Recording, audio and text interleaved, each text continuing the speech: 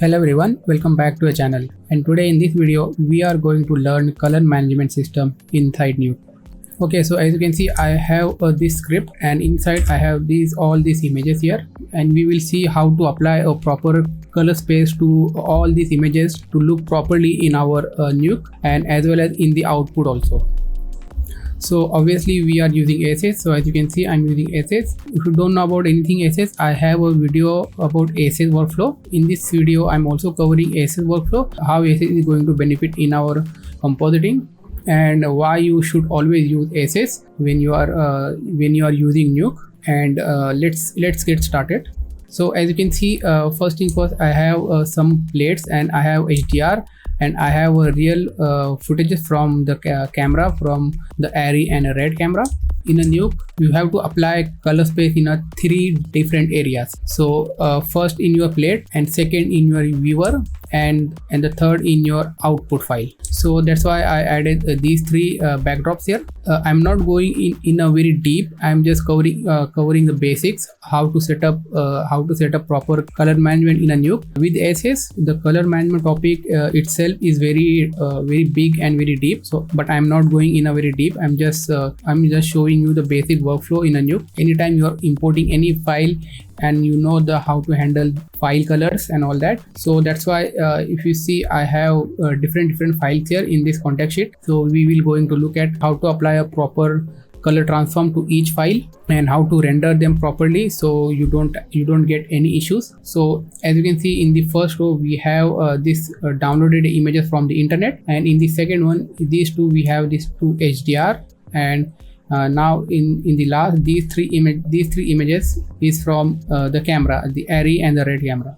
So let's see from this 2D. Let's see from these images which we are usually download from the internet. And in the first one, I have this image here, and this one image, and this one of the texture. So as you can see, once you import in a Nuke, by default the input transform is this matte paint default. Before changing this one, make sure you press S, go to the color tab in your project setting. As you can see, I set it the OCIO, but you can set it Nuke. If you set this one and just set this to also default. So once you open Nuke, so this is your default working space in Nuke, and here you have this sRGB. Just select this one, and as you can see, it's looking properly. So if you check this file, so the default color space is sRGB to here, and this one also sRGB, and but these 2 HDR we need to pick. So in this one, this is a EXR HDR, so I can pick this one is linear. So as you can see, it's looking good, and here also it's linear. So as you can see, it's looking good. We will take a look in the ACES how this will look good. And in the output, let's first see this HDR and this ARRI footages.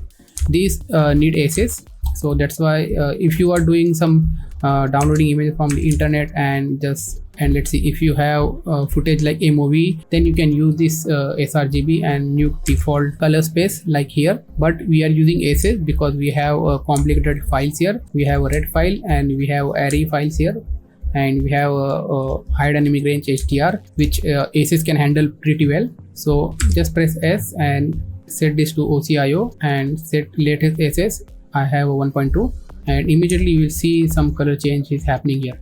And in the viewer, as you can see, we have this ACES and all these things. Okay, so just like I said, we have to set color space in 3 different areas: in your input file, in your viewer, and your output section.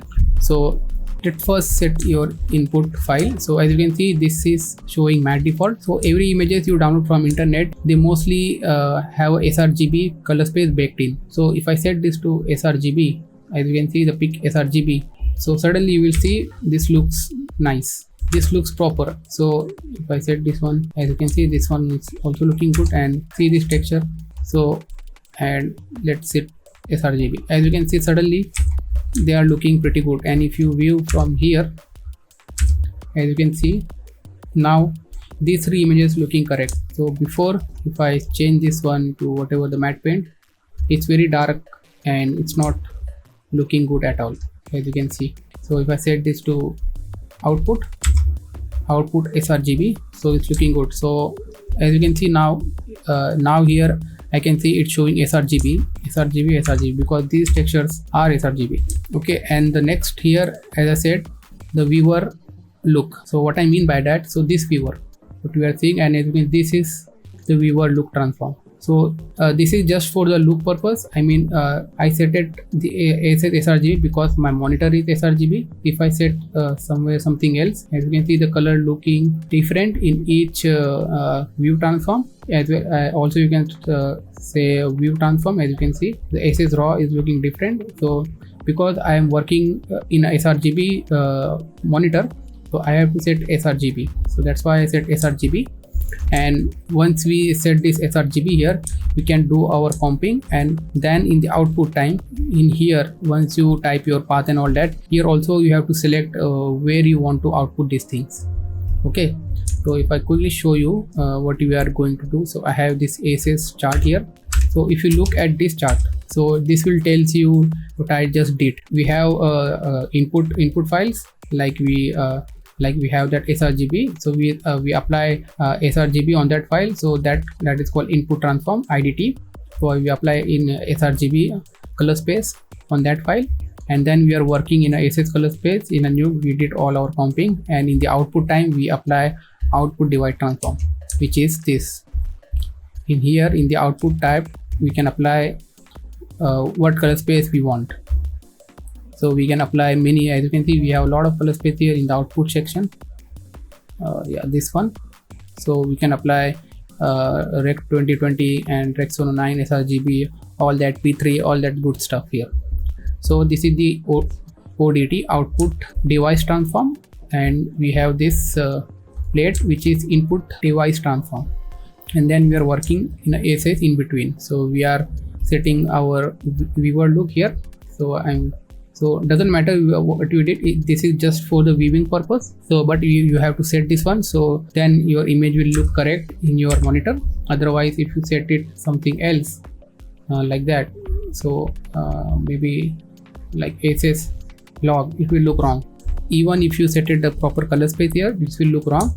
But once you output this one, like so let's see, I'm outputting sRGB. Once you output this one in sRGB, it will look correct in your system. I mean, in your Windows or Mac machine, if you open that file, it will look exactly like this.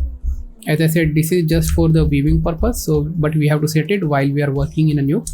Let's see for the HDR. So the HDR is by default is linear because this is a very high dynamic range. So by default, if you set it raw, it will look the same, because raw means there is no color input transform going to apply, but it will look correct because this is a raw plate. We are viewing in a sRGB. If I set this to raw, so this is the actual plate. If I set this to this one, as you can see, so this is the actual HDR. If I expose down, as you can see, we have all this range here, and if I set this to sRGB, it will look correct in the while we are working here. Always HDR set it scene linear, whatever they have. So in here also, if I set this to raw, it will look exactly the same. And as I said, here we have to do output, and while outputting, you have to select in this one the HDR we have here is a scene linear, and while we are outputting this HDR, we have to output in this ACES CG, because this is a compositing linear. So this is the ACES CG, because this HDR we are working in a 3D environment in the end. So we have to use ACES CG linear. It will look exactly the same as we saw here. So we can set this on also ACES CG, and all these things we can set. Like I have to export in a sRGB, so I'm exporting in a sRGB format. This one also sRGB. So these 2D images I'm setting sRGB, this HDR I'm setting ACES CG. And let's see the next one. So here I have this array file. So as you can see, this is the array.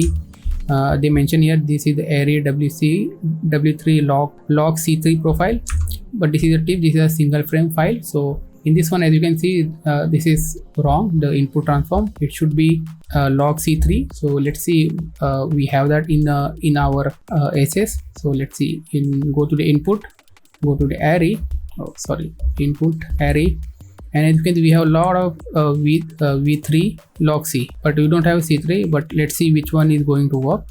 I think we have here array log v3 log c. Let's apply, and immediately you will see the colors are changed.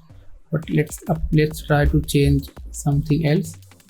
Yeah, I think this one is looking pretty good, as you can see. So this is looking good.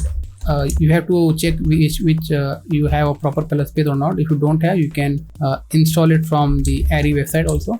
In the second one, I have this footage here, and this footage also, let's see the color space. As you can see, so this is Apple ProRes 422, and it's showing me the Rexon 9. And I think if you go to the metadata, it will show you this is a 12-bit file, and I think this is Alexa LF plus WC. So this is also ARRI file. So as you can see, and this is log C. As you can see, it's telling me raw log C, but here we have to set it Rexon 9. So let's first see if I apply ARRI log C, what will happen. And let's see ARRI log C. So let's apply log C. Immediately, as you can see, it's looking very good. So as you can see, colors are very nice and everything is looking. Let's see if I set this to Rexon 9, go to here, output. You have to set this to Rexon 9 also. And in the final, I have this red file. As you can see, I will show you. So I have this red file, and the color space is wrong. It's telling me sRGB, but it's a red raw film file. So it's a 8K file, and I basically downgrade here to half. So let's set the proper color space for this one. So let's go to the color space, input, red. So as you can see, we have a lot of things here, but I think this particular file, we have this log 3G10 and this log 3G10. So wide gamma I'm going to apply, and suddenly you will see it's looking pretty nice and pretty good. The benefit of red cameras, we have additional control here. Just like you have in your camera, we can control everything, change the ISO here, just like we are changing in a camera, and we can change the exposure also here, and we can change the Kelvin temperature, as you can see, and also the tint. I am setting this to 0.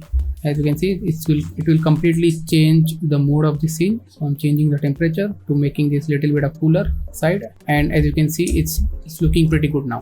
Let's see the output. So for this one, you can export in any file format. So currently we are viewing ACES. So if I export this in ACES, it will look exactly the same as I'm viewing here. If I change this to Rexon 9, as you can see, it's getting a little bit brighter. And if I change this to Rec 2020, it will look like this. So I'm exporting sRGB, so I'm exporting this one here. This one I'm also. So as you can see, this we apply a Rexon 9 and we are viewing in ACES. So if I go to this file once again, because we are set it in Rexon 9, but in the viewer we are viewing in sRGB. If I set this to Rexon 9, it will look pretty good now, as you can see. So if you want Rexon 9, we have to set it here, Rexon 9, and it will look exactly the same. So go to the here output and set Rexon 9. So it will look exactly the same as we are viewing here. It will not gonna bake this sRGB color. So and last for that red file, so it's up to you what color space do you want. So let's see. If I set this to Rexon 9, just for the checking purpose, see it's looking good here, but I want sRGB, so I can set it here sRGB. Okay, so that's how you set it the file. So if you check this one, it's pretty easy to set your Nuke, and it's pretty easy with ACES. As you can see, you just have to specify your read file, which color space they have, sRGB, Rexon 9, log or raw. It's basically called IDT, and ACES will take care all of this inside this ACES workflow. And once we did our compositing, then in the output we have to tell the ACES which ODT we want. From here to here, the workflow is very consistent and very seamless. You don't have to do anything about the color correction and all that. It will look exactly the same in every monitor. So that is the workflow. First thing first, set your project to ACES, which is very good. Then second step, set your input transform for your read file to proper color space they have. So in this one I'm setting sRGB, because these are the sRGB file. And the second step, you have to set proper view transform. You have to set proper viewer loop. So in here, if you are working in a Rex 109, just set this one in Rex 109. If you are working sRGB, just set sRGB. In the third step, set proper output color space. So in this one, I'm exporting in sRGB because I'm working in a sRGB color space here. So I'm exporting here, but you can export in any color format. So for example, if I set this to render in SSCG, so I can also render in SSCG. And then if I import back in Nuke, and if I set my color space to sRGB, it will look exactly the same, just like we are viewing right now. This is the advantage, but I want to bake my sRGB, so I can set this to sRGB and I'm kind of good to go. So guys, this is the basic workflow in a Nuke. While you are compositing, make sure you are use ACES because this is the latest and greatest color space, and it's very good. Your compositing will look very good and very natural. And just set these three things: the input plate, your viewer look, and your output file. That's it. So I hope you enjoy, and please let me know in the comment what do you if you don't understand anything. I will try to help you, and thank you for watching. We will see you in a very next one. Have a great day.